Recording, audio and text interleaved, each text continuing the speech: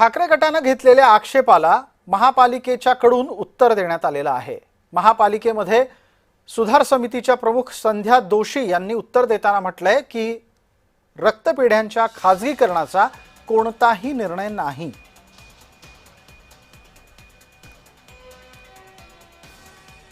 या ठिकाणी R zone आणि बगीचा उद्यान याचं आरक्षण रद्द करून आर झोन समाविष्ट करण्यासाठी हा प्रस्ताव आलेला होता।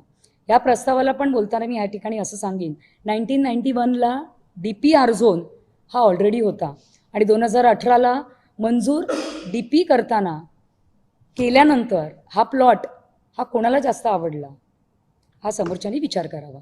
म्हणून या ठिकाणी आम्ही हा प्रस्ताव सुद्धा नॉट टेकन केलेला आहे की जेणेकरून पुढच्या टायमाला काही विशेष काही माहिती आहे, चर्चा होईल आणि त्या चर्चेवर आम्ही ते मुद्दे पुढच्या टायमाला चर्चेत घडवून आणू।